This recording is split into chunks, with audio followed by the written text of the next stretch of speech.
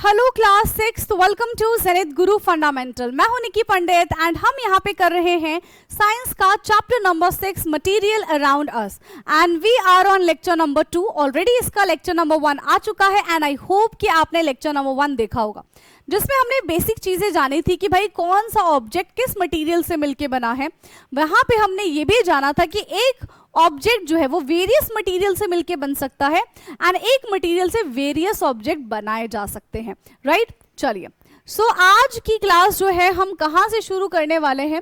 आज की क्लास की हमारी शुरुआत होगी 6.3 से। What are the different properties of material.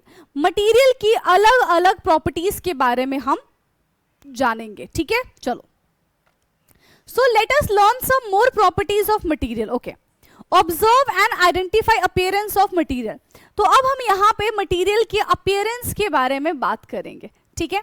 So materials often look different from each other. Freshly cut wood which is unpolished has a distinct appearance quite different from the iron. Similarly, iron look different from the copper or aluminium.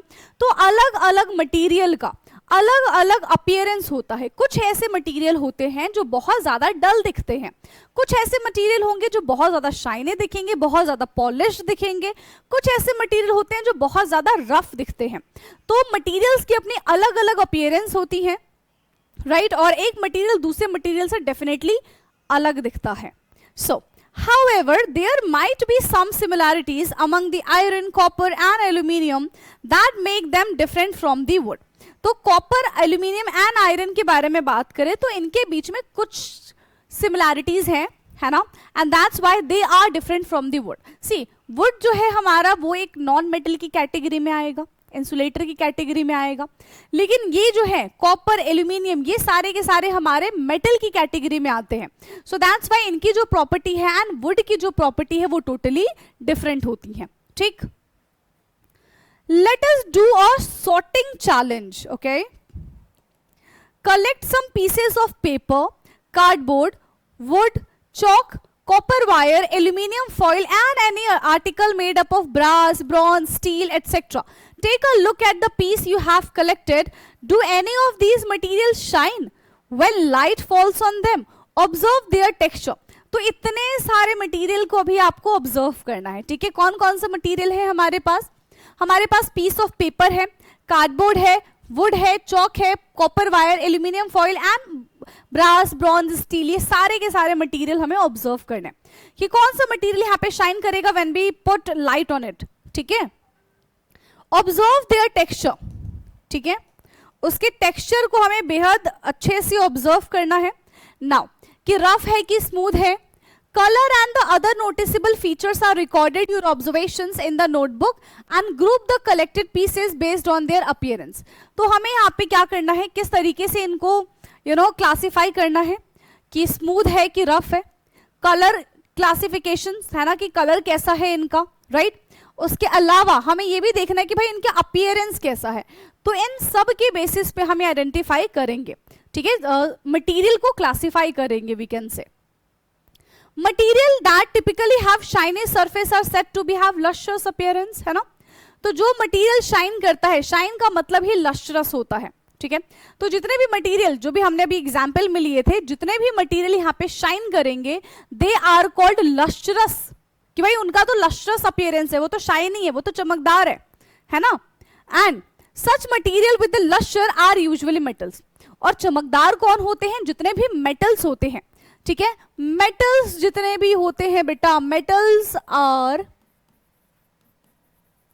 लश्रस, ठीक है। जितने भी metals होते हैं वो कैसे होते हैं? लश्रस होते हैं, चमकदार होते हैं। Examples of metal including iron, copper, zinc, aluminium, gold, ये सारे के सारे मेटल है, ये सारे के सारे चमकदार होते हैं, ये हमें अपनी तरफ अट्रैक्ट करने की कोशिश करते हैं, ठीक है। However, some metals may lose their luster and start to look dull or non-lustrous. जबकि कुछ मटेरियल ऐसे होते हैं जो बिल्कुल ऐसे डल से दिखते हैं, ठीक है, और चमकदार बिल्कुल भी नहीं होते, non-lustrous होते हैं, we can say that. तो as a result we often notice the lustrous only on the freshly cut surface, है ना। तो उनमें कैसा दिखता है? मान लो कि हमारे पास एक लकड़ी है, वुड है, ठीक है, बहुत गंदी लकड़ी दिख रही है, बहुत गंदा वुड दिख रहा है, लेकिन अगर हम वुड को कट कर दे, उसकी ऊपर की स्लाइड हटा दे, तो उसका जो इनर पार्ट होगा वो हमें शाइनी दिख सकता है, ठीक है, वो हमें अच्छा दिखेगा, लेकिन कुछ टाइम के बाद वो भी वैसा ही डल हो जाएगा, है ना। कुछ टाइम के बाद क्या होगा बेटा, वो भी वैसा ही डल हो जाएगा, ठीक। चलिए, सो नॉन लस्ट्रस मटेरियल जो होते हैं वो शाइन तो नहीं करते, है ना, उनका सरफेस शाइनी नहीं होता है, लेकिन उनका हम एक स्लाइड हटा देंगे, देन इट लुक शाइन, ठीक है, वो शाइनी होंगे। Non-lustrous material are those that do not have a shiny surface. Some example of non-lustrous material are paper, wood, rubber, jute, etc. चमकदार नहीं होते हैं, ठीक है, लेकिन एक स्लाइड हटा देने से उनका अपीयरेंस थोड़ा अच्छा हो जाता है, we can say that, ठीक। All that glitters is not gold, goes an old saying, है ना, हर चमकदार चीज सोना नहीं होती, आपने ये चीज सुनी होगी, right? All that glitters is not a gold, goes an old saying, not all the material that shine are metals. जिस तरीके से हर चमकदार चीज सोना नहीं होती है, उसी तरीके से हर चमकने वाली चीज बेटा मेटल नहीं होती है, उसी तरीके से हर चमकने वाली चीज मेटल नहीं होती है। कह रहे हैं कि are all lustrous material metal, answer है नो, ठीक है। एक एग्जांपल दूंगी मैं आपको आयोडीन का। आयोडीन एक नॉन मेटल है बट स्टिल ये बहुत शाइनी होता है, ठीक है। आयोडीन कैसा है बेटा, एक नॉन मेटल बट स्टिल ये बहुत ही ज्यादा कैसा होगा, शाइनी होगा, okay. So surface of some material are made shiny by polishing or coating them with the layer of plastic, wax or any other material which make them look shiny and these material may not be a metal, ठीक है। अगर मान लो हमारे पास would है, हम चाहते हैं कि भाई हमारी लकड़ी जो है चमक जाए, तो हम क्या करेंगे, उसके ऊपर पॉलिश कर देंगे, उसके ऊपर कोई हम कोटिंग लगा देंगे, माइका वगैरह लगा देंगे, ताकि वो कैसी दिखने लग जाए, ताकि वो हमको चमकदार दिखने लग जाए, और ये चीज करते भी हैं। अब सोचो कि वो जो वुड है जिसके ऊपर हमने पेंटिंग कर दी, पॉलिशिंग कर दी, वुड एक प्लास्टिक का शीट लगा दिया, ठीक है, वो चमकने लग गई, तो क्या वो मेटल बन जाएगी? हाँ, क्या वो मेटल बन जाएगी? नहीं, वो मेटल थोड़ी रहेगी, वो तो नॉन मेटल ही रहेगी, ठीक है। तो हर चमकने वाली चीज मेटल नहीं होती है, इस चीज का भी आपको ध्यान देना है, ठीक। चलिए, now 6.3.2 which material are hard. भाई कौन सा मटीरियल, यहाँ पे हार्ड एंड सॉफ्ट मटीरियल के बारे में हम बात करेंगे, ठीक है। किसके बारे में बात करने वाले? हार्ड एंड सॉफ्ट मटीरियल के बारे में अब हम यहाँ पे बात करने वाले हैं। So when you press different object on material with your hands, some of them like stones may be hard to compress, like other like eraser can easily compress, है ना। तो हमारे आसपास कुछ ऐसे मटेरियल होते हैं जो बहुत ही ज्यादा टफ होते हैं, जो बहुत ज्यादा हार्ड होते हैं, जबकि हमारे पास कुछ ऐसे मटेरियल भी होते हैं जो बहुत सॉफ्ट होते हैं, है ना। जैसे हम उसको टच करेंगे बहुत सॉफ्ट सॉफ्ट सा हमको फील होगा। सो हम मटेरियल को इन बेसिस पे भी क्लासिफाई कर सकते हैं, हार्ड एंड सॉफ्ट के बेसिस पे, राइट।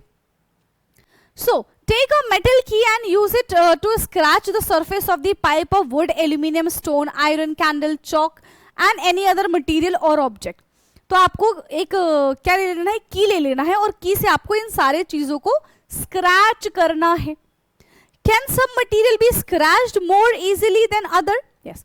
कुछ मटेरियल्स जो है वो बहुत ज्यादा स्क्रैच हो जाएंगे, जैसे कि चौक, कैंडल, इनको भाई आयरन नेल से हम ये की से स्क्रैच करेंगे तो ये ज्यादा स्क्रैच हो जाएंगे। वही अगर हम एल्यूमिनियम, स्टोन, वुड इनको स्क्रैच करने की कोशिश करेंगे तो ये उतने स्क्रैच नहीं होंगे, ठीक है। Materials which can be compressed और स्क्रैच इजीली, वो सॉफ्ट मटेरियल होंगे, है ना। जैसे कि कैंडल एंड चौक, ये यहाँ पे कैसे मटेरियल कहलाएंगे बेटा? ये यहाँ पे हमारे सॉफ्ट मटेरियल की कैटेगरी में आएंगे, ठीक है। while other materials which are difficult to compress by, है ना, ऐसे मटेरियल जिनको कंप्रेस करना बहुत डिफिकल्ट होता है उनको हम कहेंगे कि दे आर हार्ड मटेरियल। कैसे मटेरियल होंगे वो? हार्ड मटेरियल होंगे, okay, they are hard material. So however these properties are relative in nature. For example, rubber is harder than sponge but softer than iron. तो यहाँ पे हम चीजों को कंपेयर भी करेंगे। अब हार्ड में भी कुछ बहुत हार्ड हो सकते हैं एंड सॉफ्ट में भी कुछ बहुत सॉफ्ट हो सकते हैं, ठीक है। तो ये चीजें भी यहाँ पे हो सकती हैं। सो रबर जो है वो ज्यादा हार्डर होता है स्पॉन्ज से and softer then iron. Activity 6.5, let us observe. Okay. So hold the object in the given in table 6.3 with your hand. ठीक है, उनको हमें टच करना है.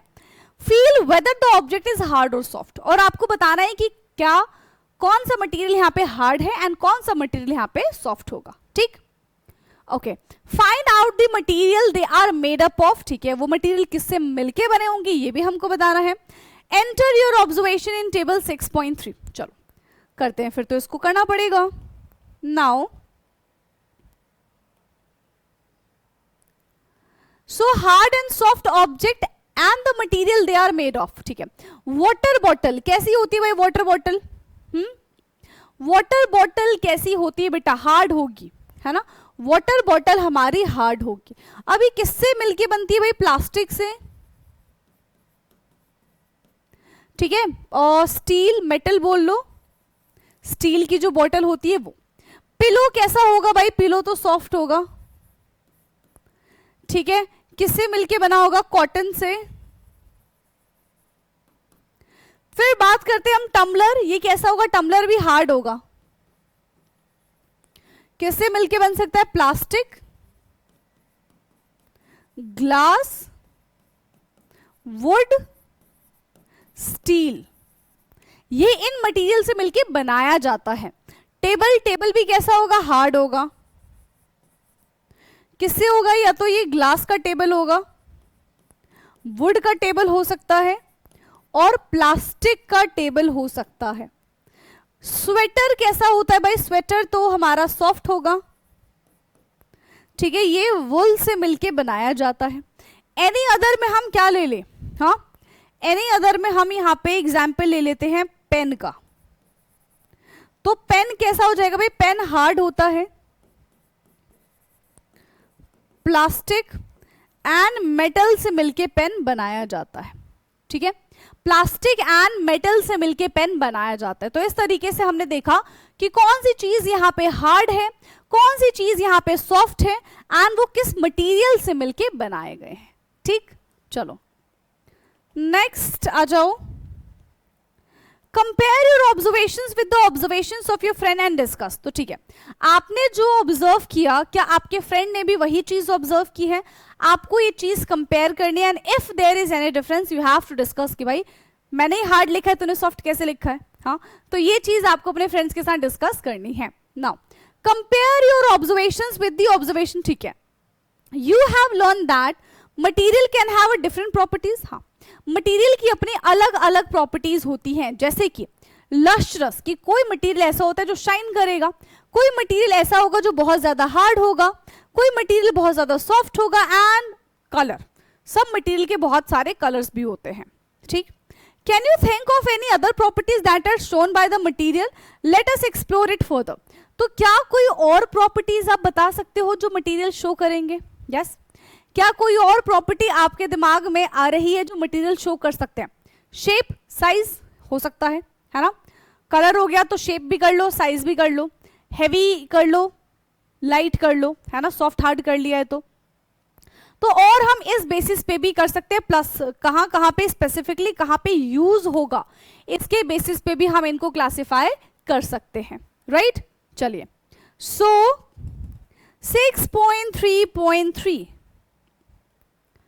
Explore material through which one can see और कैन नॉट सी. चलो, तो यहां पे इन्होंने क्या किया भाई? मटीरियल को और कैसे क्लासिफाई किया है कि किस मटीरियल के आर पार हम देख सकते हैं, किस मटीरियल के आर पर हम बिल्कुल नहीं देख सकते, किस मटीरियल के आर पर हम धुंधला धुंधला देख सकते हैं.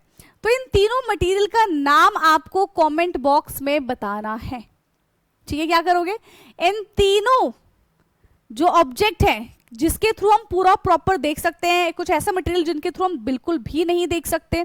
ठीक है, एंड कुछ ऐसा जिससे हम ट्रांसपेरेंट यानी कि धुंधला धुंधला देख सकते हैं. तो उन मटेरियल्स के बारे में आपको बताना, उनका नाम क्या है, वो किस टाइप के मटेरियल. देखो, चैप्टर में तो हम पढ़ लेंगे नो डाउट, बट फिर भी मैं चाहती हूं कि आप मुझे कमेंट करके बताओ पढ़ने से पहले. ठीक है, पता है कि नहीं पता. राइट, चलो.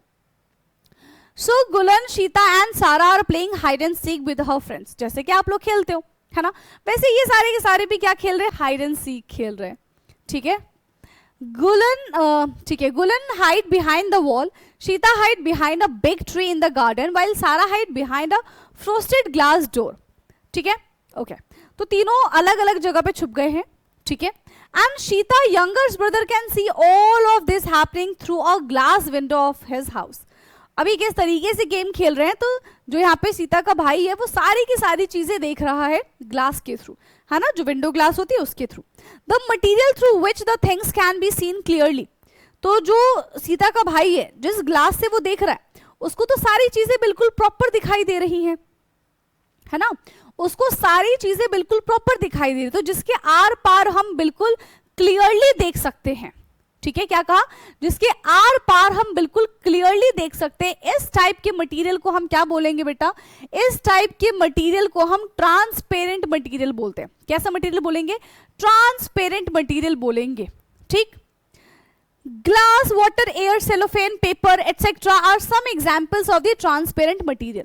तो ये कुछ एग्जाम्पल्स होते हैं ट्रांसपेरेंट मटेरियल के, जिनके आर पार पूरी अच्छे तरीके से हम देख पाते हैं, ठीक है। क्या हो जाएगा, जिनके आर पार हम पूरी तरीके से क्या कर पाएंगे, देख पाएंगे, वो क्या हो जाएंगे, ट्रांसपेरेंट मटेरियल। क्या हो जाएंगे, transparent material, yes. Now why did Gulan, Sheeta and Sara choose these places to hide.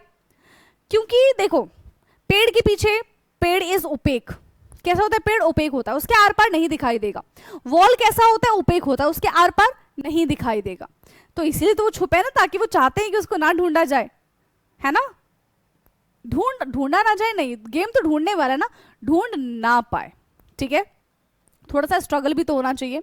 Now do you think it would be possible for सीता's brother to see her and her friends through the close wooden window of the house. No, अगर wooden window के आर पर कैसे देख पाएंगे, ये तो हमारा ओपेक हो जाएगा भाई, ये हमारा ओपेक हो जाएगा, so that thing is not possible, ठीक है, that thing is not possible, okay. There are many material through which you are able to see, these materials are called opaque, we are not able to see, जिसके आर पार हम नहीं देख सकते हैं, ठीक है, जिसके आर पार हम नहीं देख सकते उसको हम क्या कहते हैं बेटा, उसको हम ओपेक ऑब्जेक्ट कहते हैं। क्या बोलेंगे, ओपेक ऑब्जेक्ट बोलेंगे, सो उसको हम बोलेंगे ओपेक।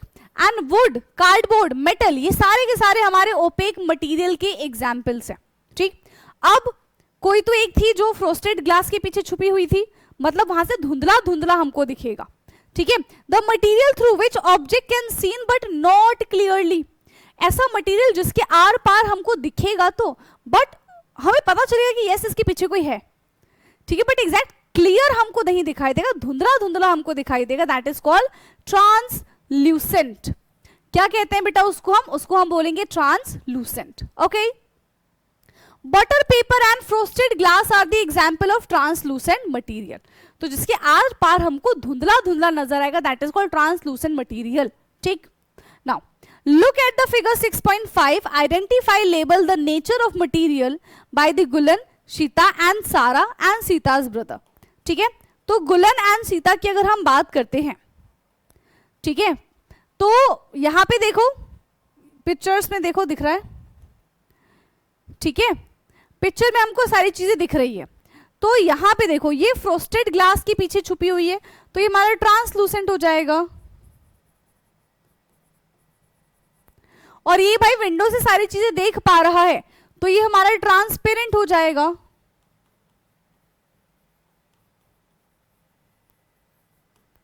ठीक है। और ये पेड़ के पीछे छुपे हुए हैं भाई, ये वॉल के पीछे छुपे हुए हैं, तो ये दोनों के दोनों क्या हो जाएंगे, दोनों के दोनों ओपेक, ठीक है, ये दोनों के दोनों हमारे ओपेक हो जाएंगे। तो इस तरीके से हम आइडेंटिफाई कर सकते हैं, ठीक है। अब इसको इधर भर लेना। Now activity 6.6 let us classify, ठीक है। Classify the following object as transparent, translucent and opaque in table 6.4। चलो पता करो कौन ट्रांसपेरेंट है कौन ट्रांसलूसेंट है। सो भाई ये हमारा ट्रांसपेरेंट है,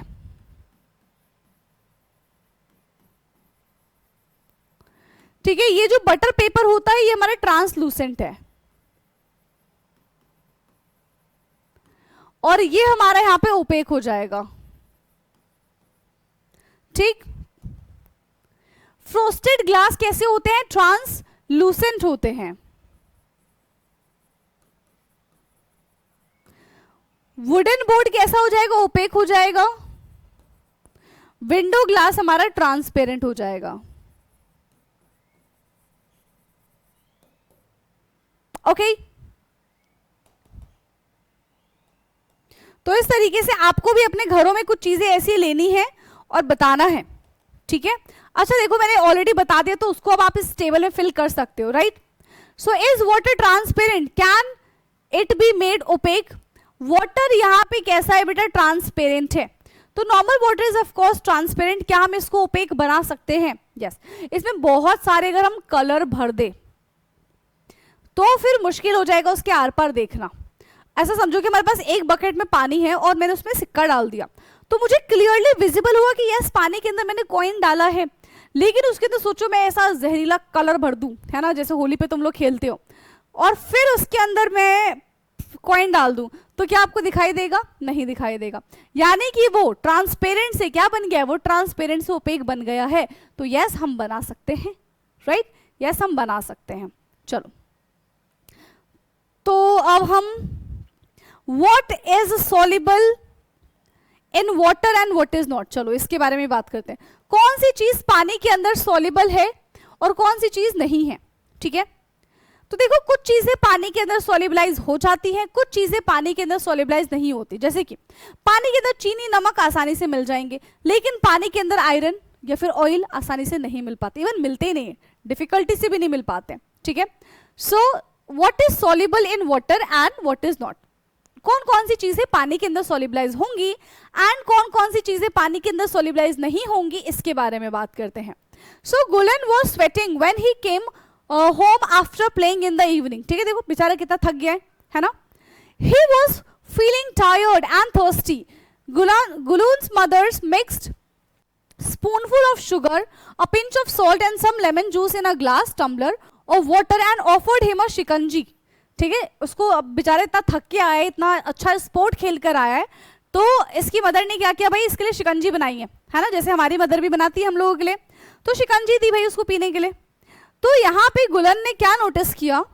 हाँ, अब देखो ये भी नहीं कि थक गया आराम से बैठ के शिकंजी पी के सो जाए, नहीं, हाँ अभी उसमें देखिएगा कि भाई मेरी मम्मी ने इसमें क्या क्या चीजें मिलाई है, कौन कौन सी चीजें इसमें सॉल्युबल है और कौन कौन सी चीजें इसमें सॉल्युबल नहीं है। तुम होते तो क्या करते? हाँ, क्या करते? यार बहुत थक गए, जैसी मम्मी ने शिकंजी बनाई फटाफट से आंख बंद करके, नहीं देखे उसमें चीनी कम है नमक कम है, नहीं हमें मतलब नहीं, हम तो वही थक गए, पी के ग्लास उधर ही रख के ऐसे लेट गए, यही होगा। लेकिन गुलन ऐसा बच्चा नहीं था, देखो उसने क्या किया। So Gulan noticed that while his mother was mixing sugar and salt in water, the salt and the sugar disappear after a while. तो जब उसने अपनी मदर को शिकंजी बनाते हुए देखा, उसने देखा कि पानी के अंदर चीनी गया नमक गया, उसको अच्छे से स्टिर करने के बाद ये देखा गया कि ओह यहाँ पे तो शुगर एंड सॉल्ट गायब हो गए, है ना, वो तो डिसअपियर हो गए, right. So let us try a simple activity to explore how different material behave when we mix them in water. ठीक है, अब अलग अलग मटेरियल की प्रॉपर्टी के बेसिस पे हम बताएंगे कि भाई कौन सा मटेरियल यहाँ पे डिसॉल्व हो सकता है, कौन सा मटेरियल डिसॉल्व नहीं होगा। ठीक, चलो। So collect small amount of sugar, salt, chalk powder and sand and sawdust. तो ये सारी की सारी चीजें सबसे पहले आपको कलेक्ट कर लेनी है। कर लिया? Okay. Take 5 glass tumbler and fill them with 2/3 with water. 5 glass ले लो, सब में आधा आधा आधा पानी भर लो, 2/3। Put a teaspoonful of sugar in the first glass tumbler, salt in second, chalk powder in third, sand in fourth and sawdust in fifth of the tumbler। ठीक है, सब में हमने एक एक सैंपल डाल दिया पानी के अंदर। ठीक, अब हम क्या देखेंगे? On stirring, predict what will happen in each case. Use a spoon to swirl well with the content of each glass tumbler. Wait for a few minutes and watch what happens. Write your observations in table 6.5। तो हम क्या देखेंगे? Sugar पानी के अंदर dissolve है, salt पानी के अंदर डिसॉल्व है, सॉडस्ट पानी के अंदर डिसॉल्व नहीं है, हाँ नहीं होगा। ठीक है, चॉक पाउडर पानी के अंदर डिसॉल्व नहीं है। अब और क्या बच गया था भाई? चॉक पाउडर डिजोल्व नहीं, सैंड पानी के अंदर डिजोल्व नहीं होगा। तो दो चीजें यहां से डिजोल्व हो रही हैं, बाकी तीन चीजें यहां से डिजोल्व नहीं हो पा रही हैं।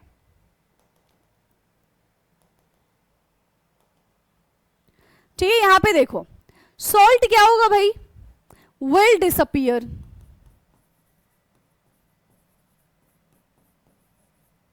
ऑब्जर्वेशन क्या है, disappear in water.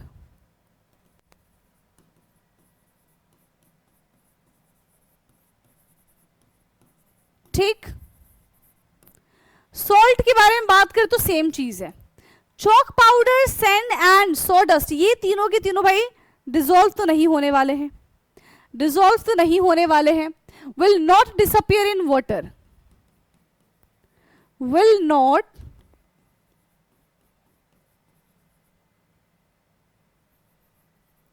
Disappear in water, ये भी नहीं होगा और ये भी नहीं होगा। ठीक है, same, does not disappear in water.